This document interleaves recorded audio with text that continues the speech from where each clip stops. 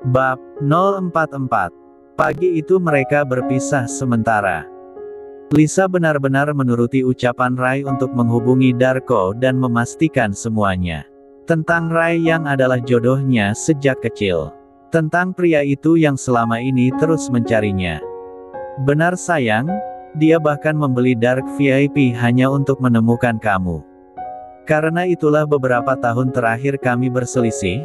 Ternyata kalian berdua terhubung, jelas Darko dalam sambungan teleponnya dengan sang anak kesayangan, Odette-nya. Lisa terdiam, tersenyum di antara hatinya yang terenyuh. Baginya sendiri pun Resa telah mati, namun siapa sangka Rai masih menganggapnya hidup. Nikmatilah hari kalian, setelahnya mulai ikut denganku menjelajah Dark Web, kita cari pembunuh itu. Terima kasih Dark. Semuanya kulakukan untukmu sayang. Lisa tersenyum. Sementara itu di tempat lain, dengan menggunakan kursi rodanya Rai memasuki sebuah hotel bintang 5. Pagi ini dia sudah membuat janji temu dengan ayahnya Lisa, pertemuan mereka tentu saja dilakukan secara rahasia, tidak diketahui oleh Dr. Melia. Rai datang lebih dulu, dia menunggu di salah satu kamar presidensial suite. 15 menit kemudian Alam Syahdude datang. Menatap Rai yang kini duduk di kursi rodanya. Aku akan menikahi Lisa, ucap Rai langsung. Kalimat itulah yang diucapkan pertama kali ketika bertemu dengan Dr. Nizam. Sebuah ucapan yang seketika membuat kedua mata Nizam jadi melebar, seolah salah dengar, ragu apa yang dia dengar benar atau salah. Menikahi Lisa, batin Nizam, lengkap dengan hatinya yang berdenyut nyeri.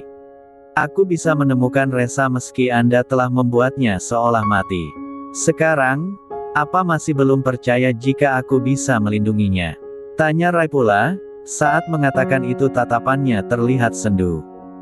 Rai tidak bodoh, dia pun tahu alasan kenapa Nizam dan Melia memutuskan pertunangan di antara dia dan Resa. Nizam dan Melia hanya tidak ingin menyeret keluarga Carter ke dalam lingkaran masalah keluarga mereka. Terlebih nyawa adalah taruhannya. Alex dan Jia pun mengetahui alasan itu, karena itulah mereka pun menghormati apapun keputusan Nizam dan Melia.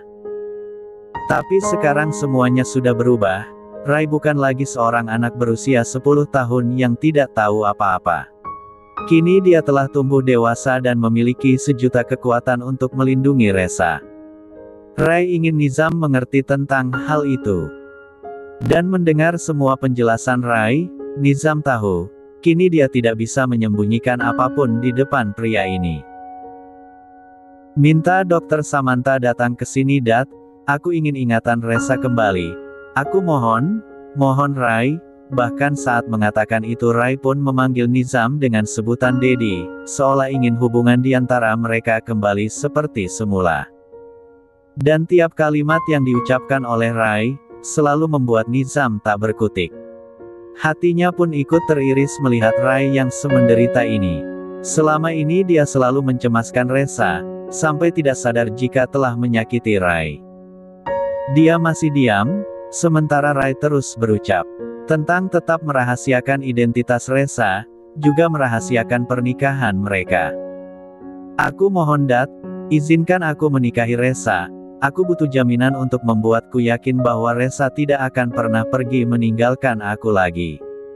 Aku mohon.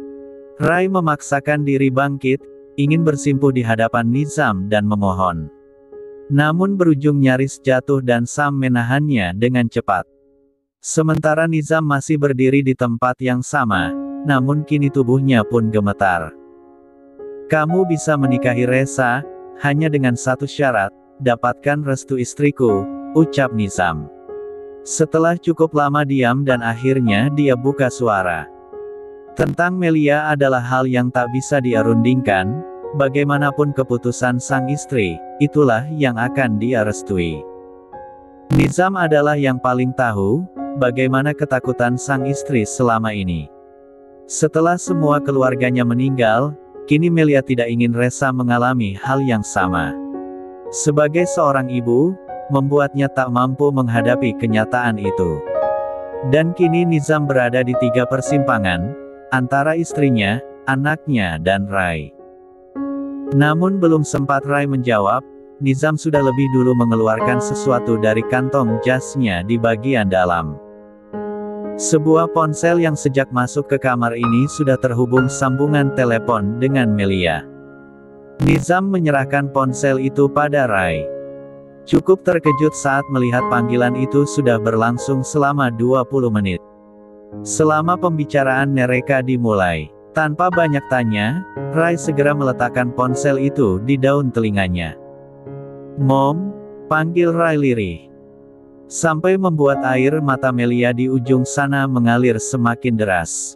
Dia telah mendengar semuanya tentang kesungguhan Rai pada sang anak. Sejak Sam mengatur pertemuan antara Rai dan Nizam, dia sudah tahu.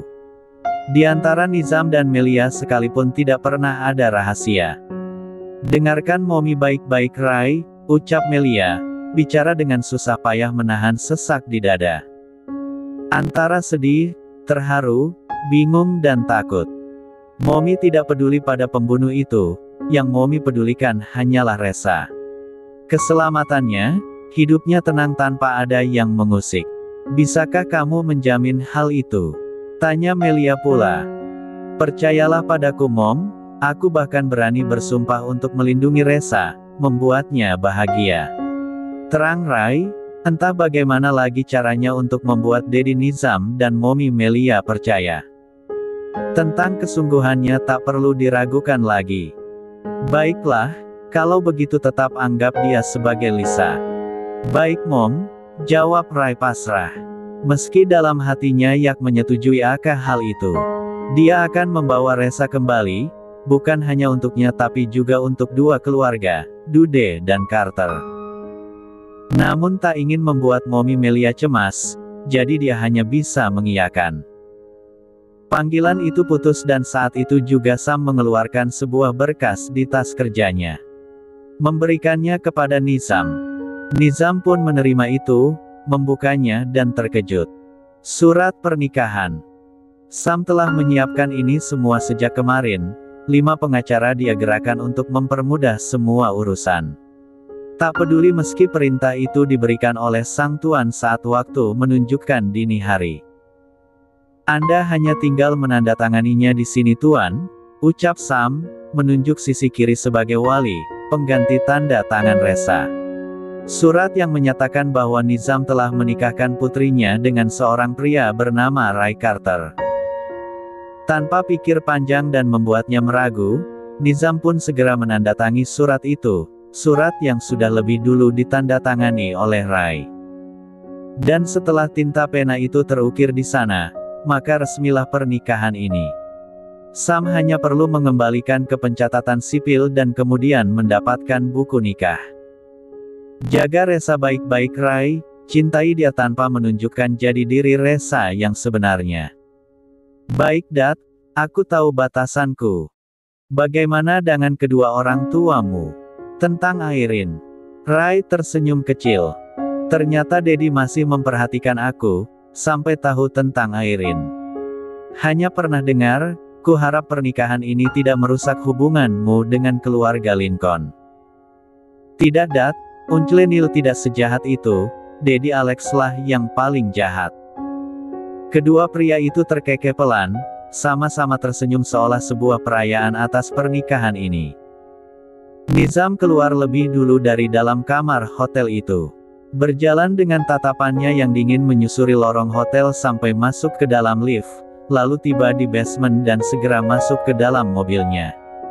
Sengaja tidak meminta petugas valet untuk membawakan mobilnya ke depan lobi. Entahlah, dia seperti butuh waktu sendiri. Duduk di sana Nizam tidak langsung menyalakan mesin mobil, dia malah termenung, menatap dinding pembatas di depan sana dan membuang nafasnya kasar. Ada rasa bahagia dan sedih yang kini bersarang di dalam hatinya. Bahagia karena nyatanya Rai mampu menemukan Resa dan membuat mereka kembali bersama. Sedih, karena akhirnya pernikahan sang anak dilakukan dengan cara seperti ini. Harusnya Resa memiliki pesta pernikahan yang mewah, gumam Nizam. Sekelabat sebuah pikiran mendatangi benaknya, ingin menguak saja jati diri sang anak dan memancing pembunuh itu keluar. Lalu menangkapnya dengan bantuan polisi.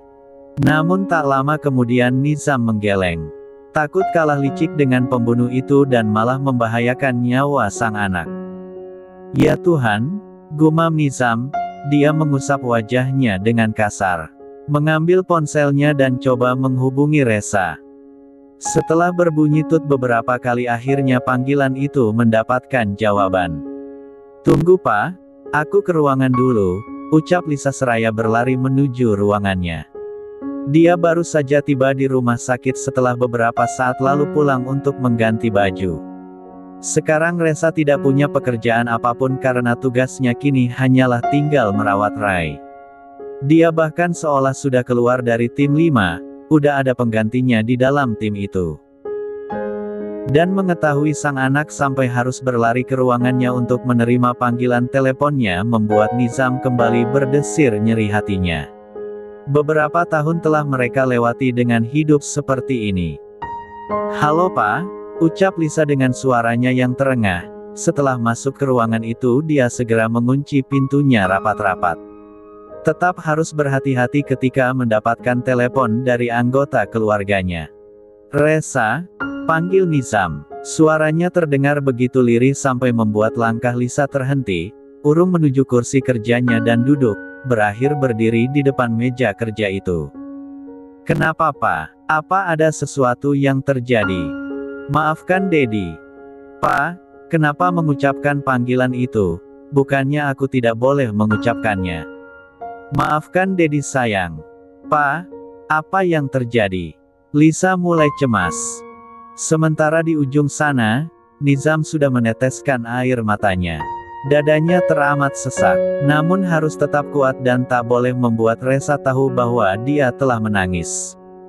Rai menemui Dedi sayang. Pak, aku tidak mau memanggilmu Dedi. Rai meminta izin untuk menikahi kamu. Tidak, bahkan sebelum Dedi memberikan izin itu dia sudah mengurus semuanya. Dia benar-benar tidak ingin kehilangan kamu sayang. Maafkan Dedi, karena memisahkan kalian. Pak, Reza, Dedi dan Momi telah menghapus ingatanmu tentang Rai dan keluarga Carter. Dedi melakukan itu agar kamu kuat, tidak merasa sakit hati ketika harus berpisah dengan seseorang yang penting. Tidak ingin kamu membuka jati dirimu sendiri agar bisa ditemukan oleh Rai. Pak garis bawah, Lisa jadi menangis. Namun tiap dia hendak bicara, ayahnya selalu memotong. Dedi akan memanggil dokter Samantha untuk datang, Dedi akan kembalikan kenangan itu sayang. Maafkan Dedi. Dan satu lagi, selamat atas pernikahanmu dengan Rai, semoga Tuhan memberkati pernikahan kalian. Tangis Lisa pecah, dan air mata Nizam pun jatuh dengan begitu deras. Nizam bahkan memutus sambungan telepon itu lebih dulu. Membuatkan dia dan Reza sama-sama berkubang dalam kesedihan masing-masing. Dedi, lirih Lisa. Namun setelah tangis kali ini, mereka akan mendapatkan kebahagiaan yang sesungguhnya. Jam 11 siang, Rai telah kembali ke rumah sakit. Sam mendorong kursi rodanya menuju kamar. Sementara Lisa sudah diminta untuk menunggu di sana. Perhatian Sam dan Rai kemudian tertuju ke suara ponsel yang bergetar. Ponsel milik Rai. Diambil ponsel itu dilihatnya ada panggilan masuk dari Tamara. Rai mengerutkan dahi, lalu menyerahkannya pada Sam. Dia malas menjawab. Sementara Sam langsung paham. Dia menerima uluran ponsel itu dan menjawabnya. Halo, selamat siang Nona, saya adalah Sam, jawab pria itu dengan suaranya yang kaku dan dingin. Sesaat perjalanan mereka pun terhenti. Di mana Rai? Ada, tapi beliau tidak ingin bicara dengan Anda. Kenapa? Dia mendapatkan gadis baru di rumah sakit. Tidak. Hanya saja Tuan Rai ingin menyudahi semua kegilaan ini. Dia hanya ingin kakinya sembuh. Aku lihat kalian keluar dari luxury hotel. Apa yang kalian lakukan di sana? Apa Rai memutuskan untuk keluar dari rumah sakit itu? Tanya Tamara pula, menanyakan inilah tujuannya menelpon Rai. Maaf Nona, itu bukan urusan Anda. Dan setelah ini harap jangan menghubungi Tuan Rai lagi, tegas Sam. Setelah mengatakan itu Sam langsung memutus sambungan telepon. Namun sungguh, ucapan Sam tidak berarti apa-apa bagi Tamara. Gadis itu sangat yakin Rai seperti ini karena telah mendapatkan mainan baru. Setelah bosan sang Casanova itu akan kembali menghubunginya. Tapi siapa? Apa perawat bernama Rafaela itu? Gumam Tamara, seraya menatap ponselnya sendiri yang sekarang sudah mati. Aku harus tahu siapa gadis itu, gumamnya lagi dengan sangat yakin. Di rumah sakit, Rai dan Sam sudah tiba di kamar rawat Rai. Masuk ke dalam sana mereka berdua langsung melihat Resa yang sedang duduk di sofa. Gadis berkacamata itu lalu buru-buru bangkit saat melihat mereka datang. Tak ingin jadi pengganggu, Sam pun langsung pamit keluar. Saya permisi Tuan, Nona, ucapnya seraya menundukkan kepala memberi hormat. Iya Tuan, balas Lisa pula, sementara Rai hanya diam. Rai melihat seperti ada kesedihan dari sorot kedua mata sang istri. Menggunakan tangannya sendiri, Rai menggerakkan kursi roda itu untuk mendekati Resa. Dan Lisa pun bergerak cepat untuk menghampiri Rai. Ingin memegang kursi roda itu dan dia saja yang mendorongnya, namun kemudian urung saat Rai malah menahan tangannya dan digenggam erat. Membuat Lisa seketika diam membeku. Aku baru saja bertemu dengan Dedi Nizam, ucap Rai. Makin menciptakan keheningan di sana, karena Lisa pun sedang menahan sesak di dada agar tak membuatnya menangis. Tak ada seorang pun yang menginginkan pernikahan seperti ini. Sekarang, kamu adalah istriku, ucap Rai lagi, seraya mengambil sesuatu di saku jas yang dia kenakan. Sebuah cincin bertahtakan berlian putih.